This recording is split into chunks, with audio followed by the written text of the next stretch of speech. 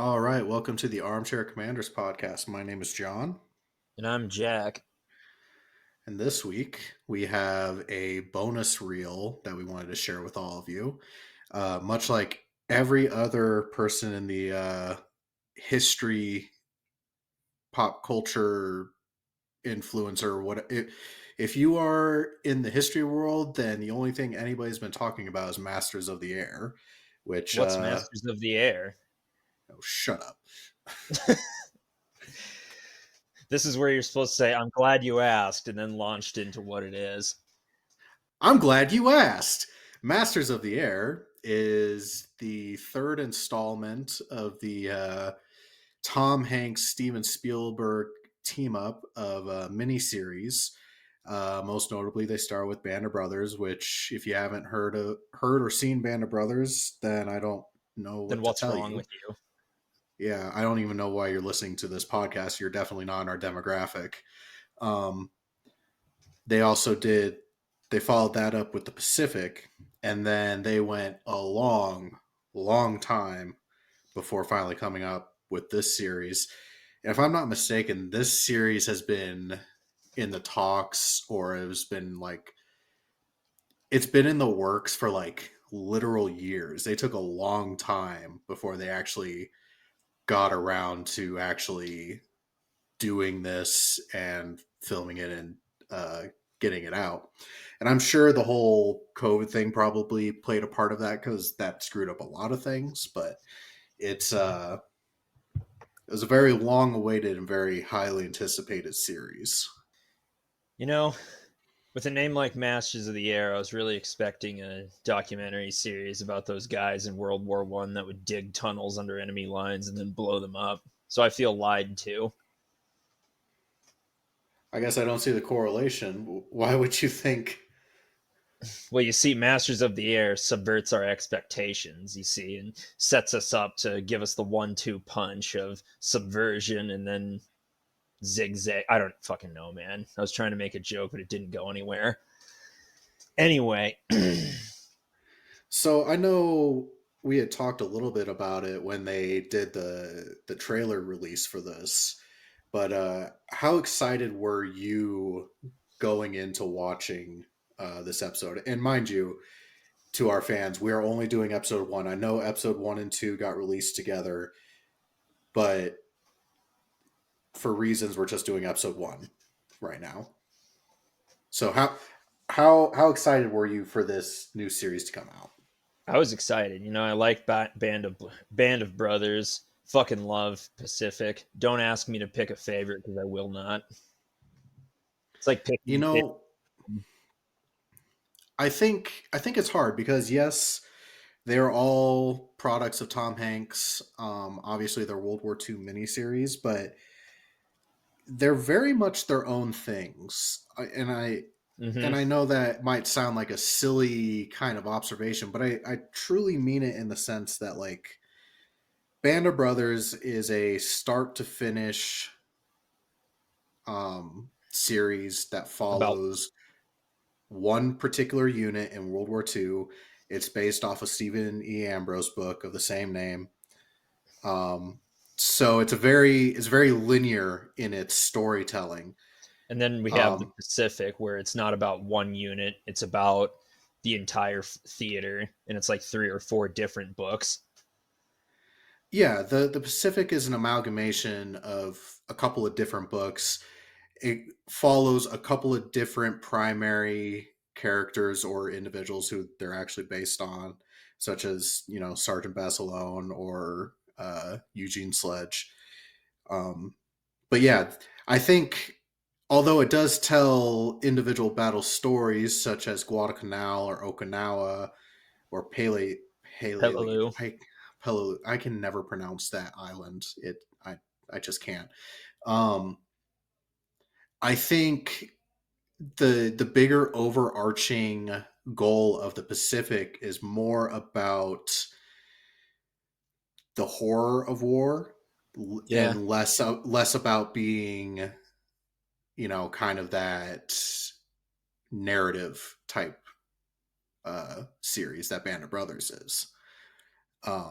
And that's not to say that, Band of Brothers doesn't show or express like the horrors of war, but it's not the primary goal. The primary goal of that series is definitely telling the story of, you know, these paratroopers versus like, okay, we're going to show you how shitty it is filing the island hopping campaign in World War II in the Pacific.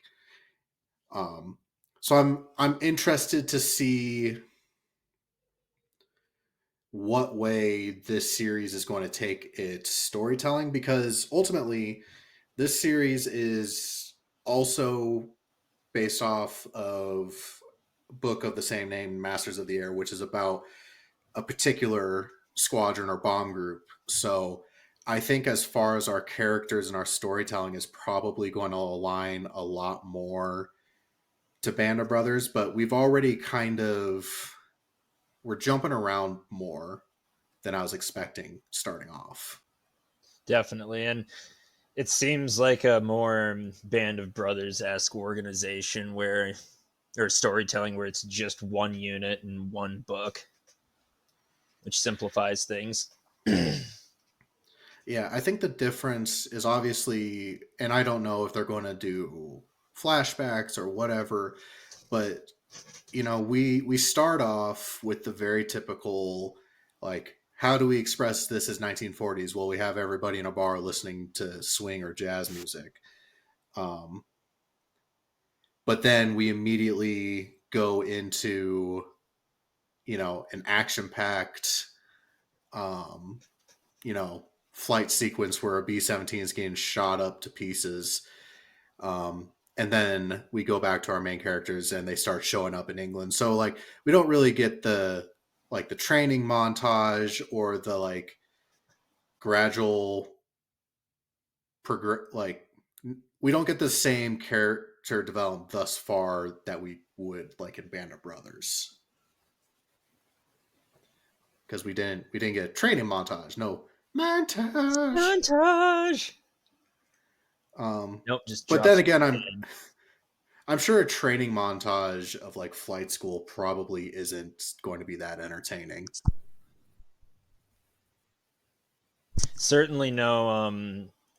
Who's that fucking asshole of an instructor they had in Band of Brothers? Sobel. Yeah, there's no Sobel in him getting lost and fucking up the fence. There's not supposed to be cows here. Shut up, Ross. You're the worst friend. I will say they did a pretty decent job in this episode getting us introduced to multiple characters that I like. Like I definitely see. Okay, we have 4 or 5 primary characters that I'm assuming we're going to be following throughout this show. So I'm excited to see the different angles we take, because obviously with like the Pacific we have Basilone be the primary focus for like 2 eps. Well, the first 2 episodes, and then he's kind of background Cuts the sledge. for yeah.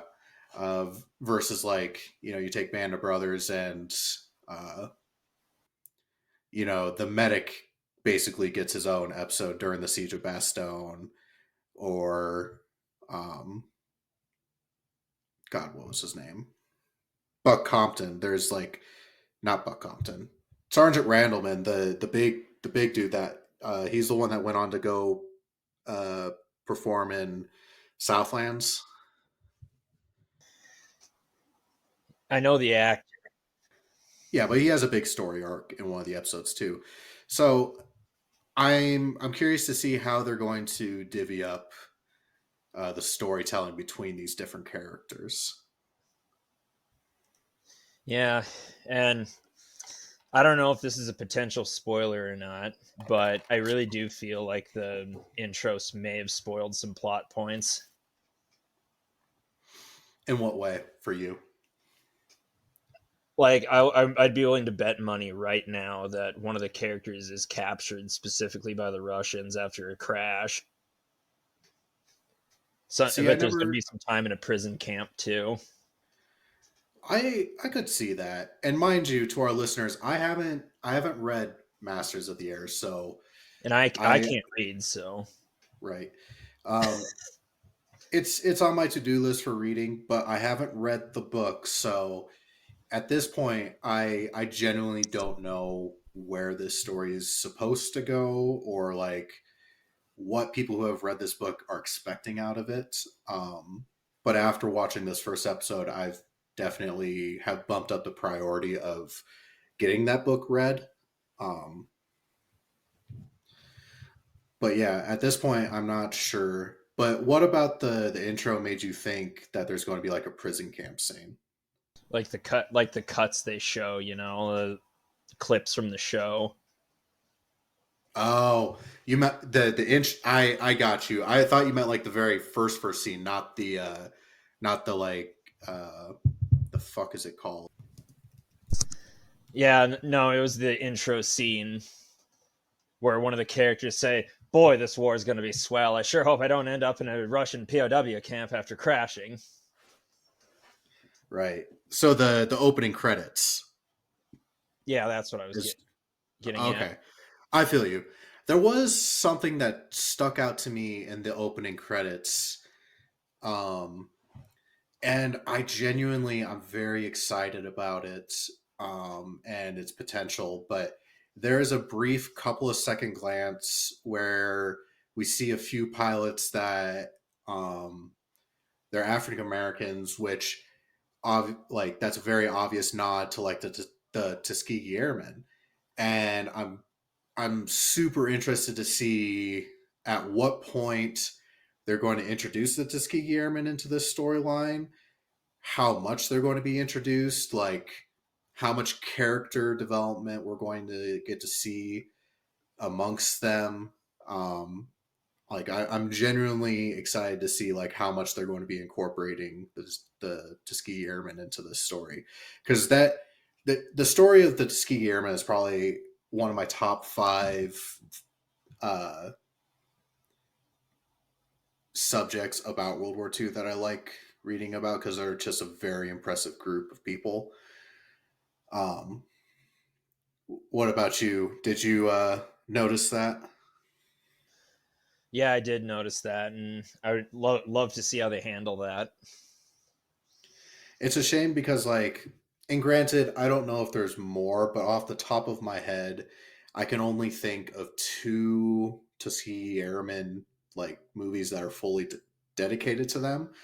One was done by, I believe it was HBO in the late '90s, early 2000s. It was literally just called Tuskegee Airmen, and it's of similar film quality to The Lost Battalion, which is not meant to like. It's not saying it's bad. It's just to give you an idea. Is that's where the filming quality of it is. Um, but that starred Lawrence Fishburne and I believe Cuba Gooding Jr. was in it also. But that movie I thought was a very good movie. Um, even if it was a little cheesy at points. And then there's the other Tuskegee Airmen, which is God help us if we ever have to review that movie, Red Tails. Have Don't you like ever? Red Tails, eh? I don't think I've seen it. Red Tails is Red it's Tails is.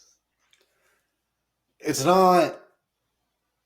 It could have been so much better than what it was. I feel like you're holding back. We can review that sometime.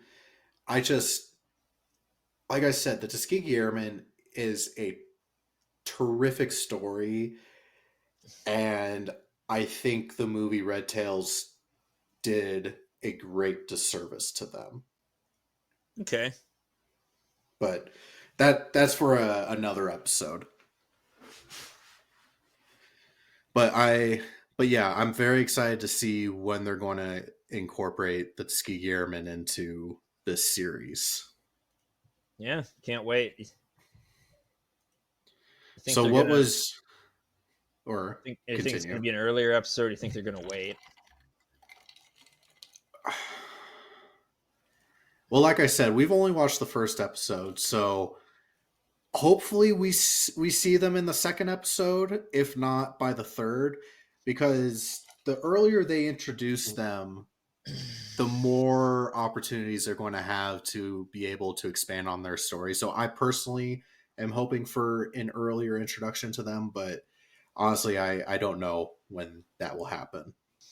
So, what was your favorite part? Since I knew you were going to, for that. My favorite part was honestly that first combat scene. Um, and mind you, there were some parts of it that you're like, the series seemed like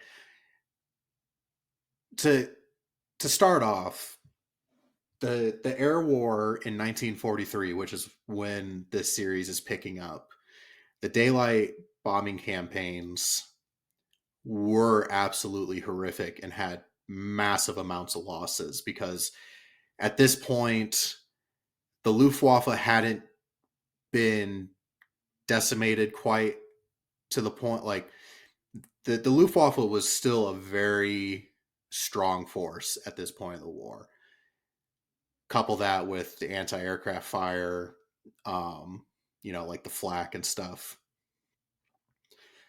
Um, it was super hard on the crews. Like there's a reason the British stopped doing daylight raids. It's because they were taking so many hits. So that's why they went to nighttime bombing, and then we came in and basically, I don't want to say we're callous or cavalier, but we're like, fuck it, you do night, we'll do day. That way it's round the clock. Um, and so we started taking the same super heavy losses that they did when they started doing it. All this to say, even with that knowledge, that first scene of combat seemed a little like exaggerated, but it when I say it feels exaggerated, it that's exactly what it is. It just feels that way. If you actually look at photos of B-17 bombers from early on in the war, 1943 to early 44, there's when they finally land that airplane that's been shot to shit. Um, a really powerful image is the guy who came over to observe for his squadron so that when they show up, he can be like, hey guys, this is how it's going to be. Um, it's him standing in the foreground, the bombers in the background, and it's just peppered with holes. And like there's a giant chunk missing out of the side. And you're like, holy fuck, that's intense. Yeah, But all you have to do is Google damaged B 17s, and it is astounding the fucking hits these things took and still came back. Like, my favorite uh, photo is of a B-17 that was nearly sliced in half when an airplane like flew through it. It's just it it is just asinine the amount of damage these things could take, which is how they earn. Not only were they given the name, but they earned the name of Flying Fortress because it's like the oh yeah, these things were fucking beasts.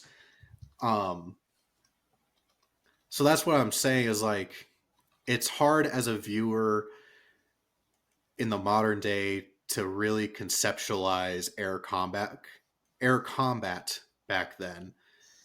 and I think there's a lot of films that have tried it, but it's super hard to grasp. And I think because this series has finally grasped it, that I'm sitting here, I'm like, this almost doesn't feel real. But you have to like draw yourself in and be like, no, this is like what they're showing is shit that actually happened. and correct me if I'm wrong, but didn't the airmen over Europe face a higher casualty rate than the Marines in the Pacific? Uh, I don't know.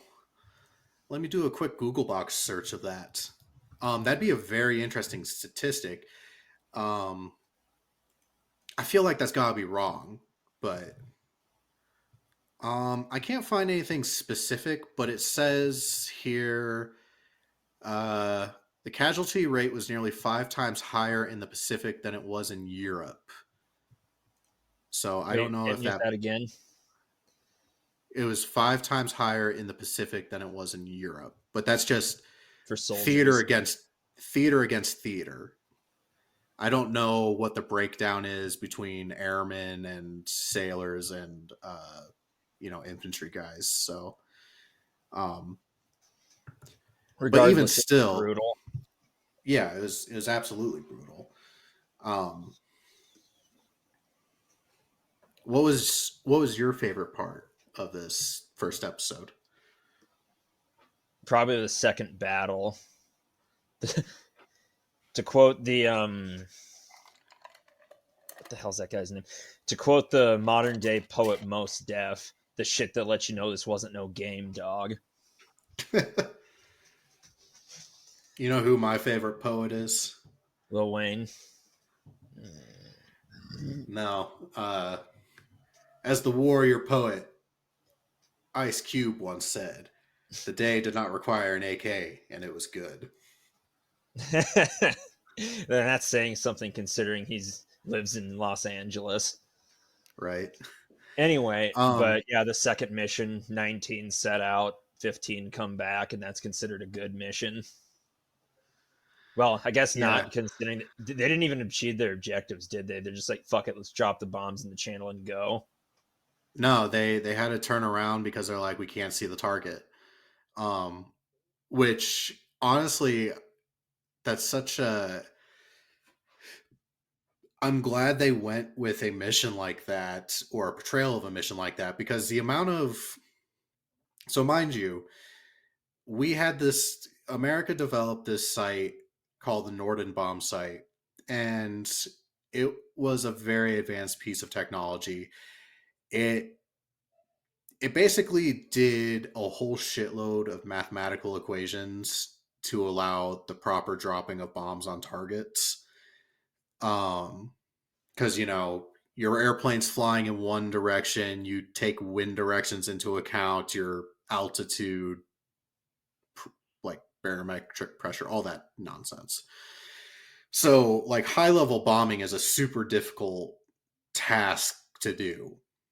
Um, but that still doesn't change the fact that you have to see your target in order to drop it. And so, like, I I liked how much they portrayed weather impacting Hmm. these guys in this first episode. Like, especially like uh when they're on their way to the target and they're flying through cloud cover, and uh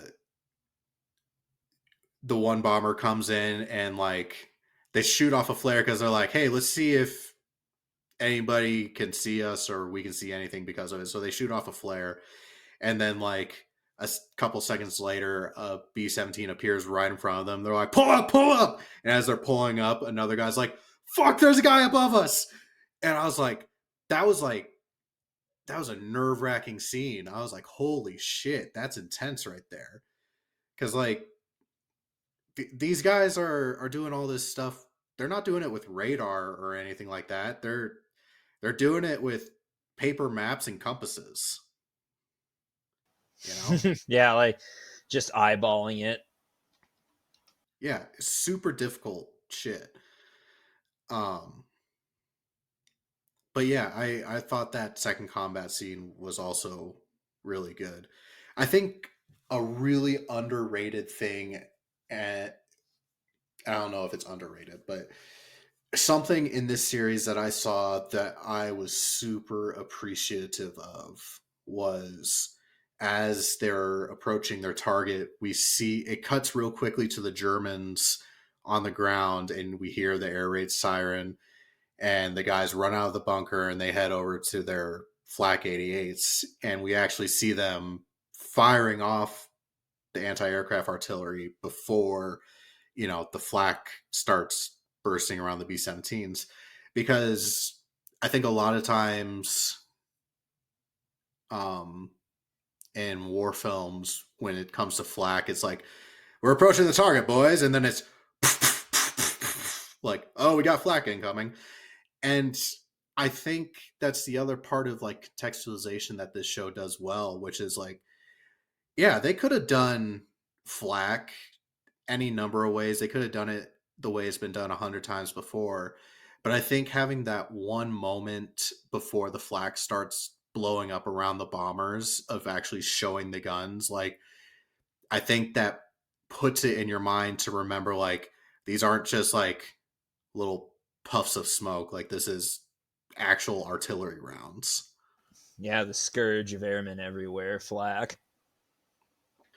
Do you know my great uncle was actually injured by flak?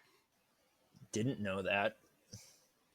Yeah, he so my great uncle, so my grandmother's brother, he served in World War II. Actually, all of her brothers served at some point in their lives, but two of my great uncles served in World War II.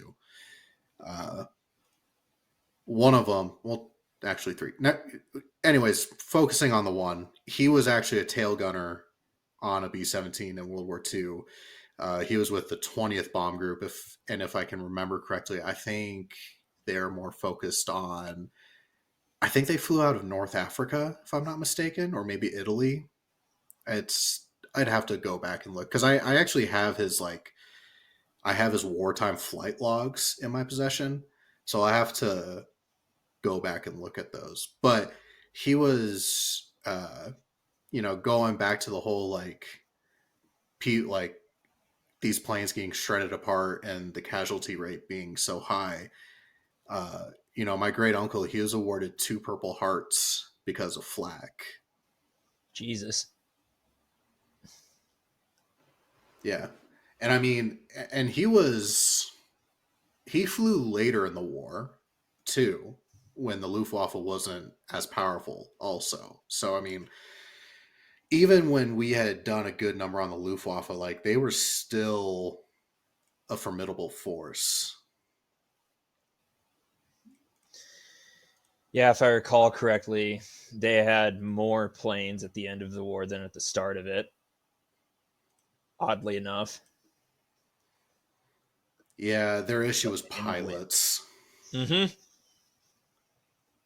because the Luftwaffe had a fly till you die policy, which is not great because all of your most experienced pilots end up just dying at some point as opposed to passing on their knowledge. But Yep. What you drinking? Sprite Zero because it's a school night. Baja Blast. The drink of airmen everywhere, I think. I think so too. Do you remember when we were in college and I don't remember anything from college. I'm kidding. that's um we would go to that bar Maya's and for our No, no, no, listeners, no, no, no. We'd go out drinking, then we'd end up at Maya's, probably because Mitch forced us to. Well, strongly well, encouraged us to, and we didn't have the sobriety to say no. that's fair. So we had this.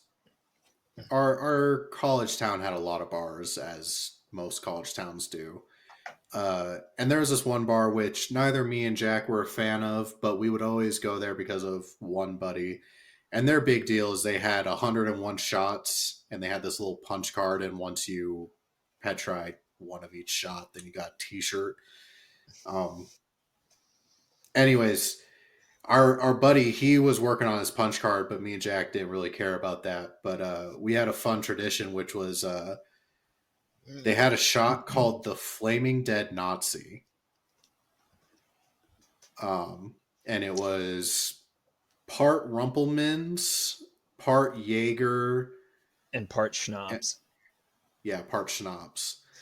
It might. Um, Well, the dead Nazis just Jaeger and schnapps, right? And it's the Rumplements that gives it the fire in the flaming dead Nazi. I Whatever. think so.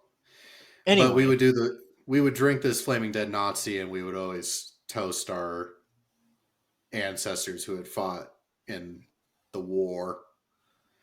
So, for Mm-hmm. our listeners at home, next Tradition. time you're at the bar, order yourself a Flaming Dead Nazi and raise a glass to anyone in your family who fought the Nazis. Yep, I do it every time. I get it. It's customary, you know. I was at a strip club in Minneapolis once, and I was sitting with this Japanese stripper, and I explained to her the tradition. And I said, "Do you have any ancestors that fought in World War II?" And she made a face and said, "Let's do another shot." It's So yeah, a it's a hard subject for them.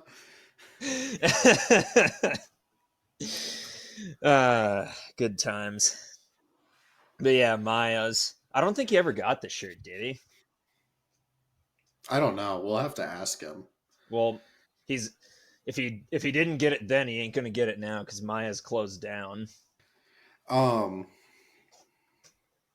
Speaking of bars, what did you think of the bar in Greenland? Tiny. It was cozy. Like all the best bars. Man, it's wild that they actually had a real unicorn horn on the mantle, huh? Fucking narwhal. No, it was a unicorn. Okay. He knows not to argue with me. Some things aren't worth the battle. pick your battles. Are you playing with a fucking fidget spinner? Did you hear that? Yes. Shit, I got caught. But yeah, I was just idly thumbing it. It even has nice little smiley That was faces more on than it. an idle thumb. Fine, I was fidgeting with it. Okay, you win. Um no, I thought that was a fun scene, especially when Austin Butler is like, I have a thing here for you that's supposed to like settle a tab, and he like pulls out a fucking unicorn statue, and he just looks perplexed. He's like, I don't know, man. The thing that got me though, I was like, there's some things in this first episode that's like you want further elaboration, but you're never going to get it. Like he finally shows up to England and he goes to his buddy. He's like, since when do you like unicorns? He's like, it's my favorite animal. And he just walks away.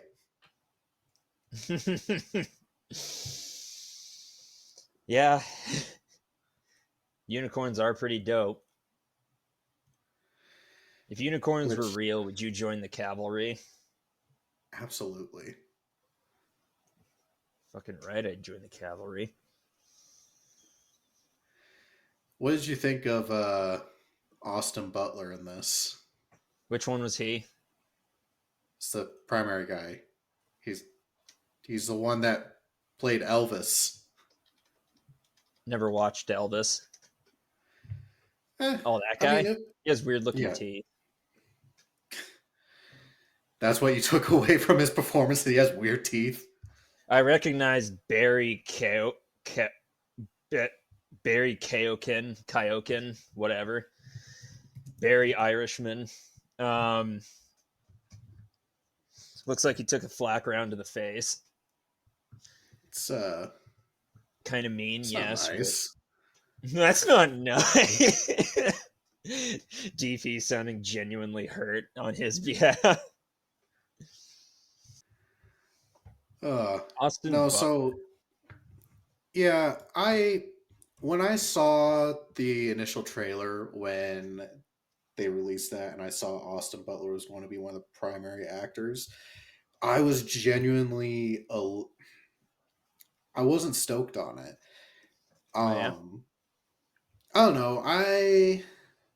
I saw the Elvis movie and I thought it was just okay, but I don't know what it is, but Austin Butler kind of rubs me the wrong way at the moment. Like I don't have any real reason for that. It's the same thing with like Timothy Chalamet.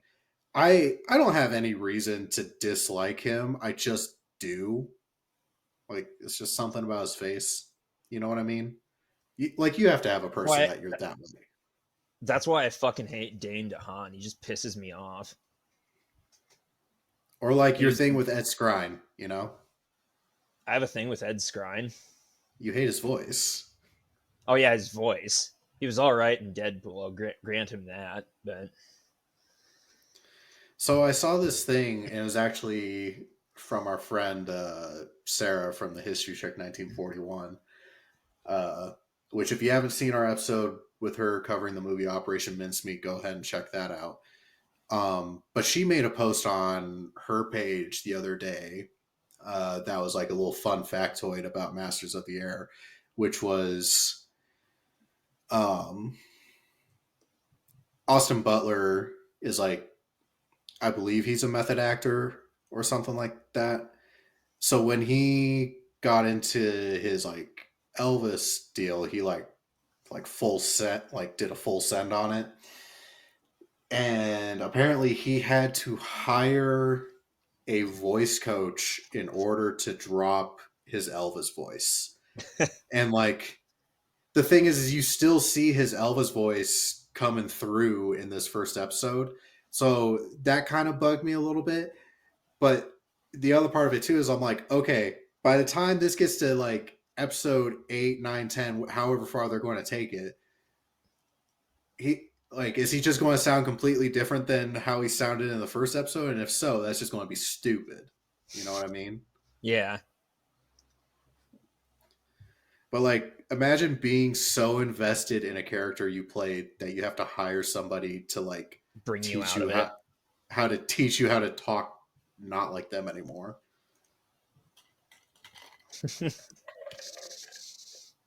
Here to prepare for this role, he actually became a World War II bomber and dropped bombs on Europe.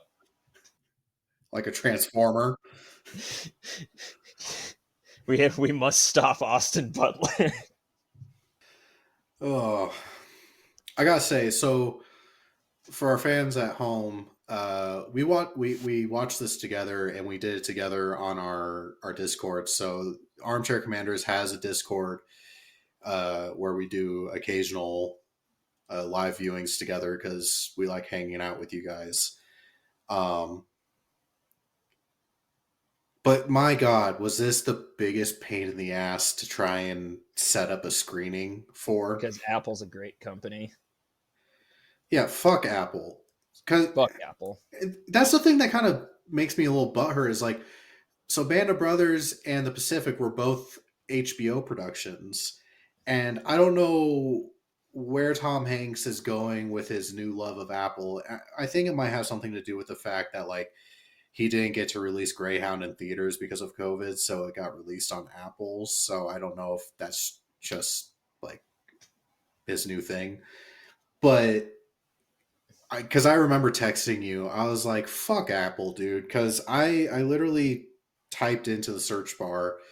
I was like, because I have Apple Plus, and I typed it in. I was like, "Hey, can I screen share with Apple TV running?" And the first result is literally the support section, like commonly asked questions from Apple themselves, and it said Apple TV programs are not yours to share. I'm like, motherfuckers, I paid for this shit. I'll share it with whoever the fuck I want. You know? Yeah. It's not like I'm charging people. Fuck. So we had to find some bootleg stream that probably gave my computer AIDS. Um, and that didn't even work. So then one of our fine Dear friend, friends, listeners, one of, Joey. one, one of our dear listeners, he pulled up another stream of dubious natures, and we got it done. And God bless him. we only heard like 3 porn ads in the process. Only. I just love that. Like, so when we were watching this episode, literally like 10 minutes in the middle of the opening credits when it's doing the song and the different, cut pieces, we just hear like a background sound like, "Hey, big boy, are you pissing by yourself?" And we're like, "What the No, fuck?" it was a meme. I know the meme too. Just a woman saying, "Pissing all by yourself, handsome." And then I was like, "Joey, was that you?" He's like, "Oh shit, it's all Google Chrome audio." God damn it, Joey. technical issues aside, we if anybody wants to, please feel free to join our Discord. It's the same name as the podcast, so Yeah, it should be easy to find. Should be. should be being the operative word there. Oh, we also had our dear friend Mitch join us. Yeah, right? Fucking love me some Mitch. So I don't know about you, but I think it's about About that time time. to rate this thing. I agree. What do you think? Hmm. Actually, before we rate this, I have a proposition for you. What's that? Let's take a shot for every time they have engine problems in this show. Like engine on fire, engine failure, engine turns off. I feel like that's going to be a recurring thing. Deal. Listeners at home, you have heard it here. The official Masters of the Air drinking game. Take a shot anytime there is an engine failure. So I'm going with 4 flaming engines and a half. One's kind of sputtering, but it should get you back to England okay. Okay. What about it brings it from a 5 to a 4 for you? I need to wait and see more. I need more, god damn it. More. More. I'm with you. I'm going to sit at 4 flaming engines. Um I think this show has a lot of potential. I'm very excited about what is to come, and I'm keeping my fingers crossed. I think the show had a very solid start. Obviously, being the first episode, there's a couple of things that you're like, I wish there was more of, or there's a couple of things that you're like, about. But it's the first episode, so you got to give it a little grace. So I think 4 is a solid rating. Yeah. Does Rotten Tomatoes even have Yes, it ratings does. I for have it like pulled up. Um, nice? Fuck, we're on top of 83 this shit. 83% on the tomometer and a 70% audience rating. I'm gonna go with the tomometer. Really? That sounds about right. The audience gave it a 70. Yeah, thus Huh. far. Yeah, I imagine once the audience gets the complete picture, the scores would be higher, but for as anticipated as this series is, I'm shocked it's not higher. Right? But I don't know. The one criticism I keep seeing about TV shows when the first couple episodes, 1 or 2, drop, it's always like, oh, it sets it up a lot of things and it doesn't deliver. Well, no shit. It's the first 2 episodes. And that's like my least favorite criticism I see repeatedly throughout any show. Yeah, I think it would be very different, if we started this show off and it was just like terrible acting and just like nothing was really coming together. But just from this first episode, I think this series is on the right track to be as good as the other two miniseries. Oh, it has potential. It has potential. So yeah, I think that's about all I have to So, say about this. so there you go, guys. We did our due diligence and did what every other history YouTuber, history Twitterer, history Twitter. Instagram, history Instagram page has done, and we've given you our review of Masters of the Air. Mm-hmm. Do you have anything else, Jack? No, sir. All right. Well, if you enjoyed this episode, please leave a review. The stars do matter. If you like additional content from us, you can find us on Facebook, Instagram, and Discord at the Armchair Commanders Podcast. And as of this episode, we'll be the next episode that we're publishing will have it incorrect still. But we have changed our YouTube channel, so now our YouTube channel is also the Yay! Armchair Commanders. Yay! Yay! Mazel tov. we, when you Google us, it all comes up at the same place now. Um, so yeah, give us a follow, a like, a subscribe, what have you on those different things. If there's anything you'd like to see us review, shoot us a message and we'll try and fit it in. Uh, until next time, I've been John, And I'm Jack. and we'll catch you later. Bye.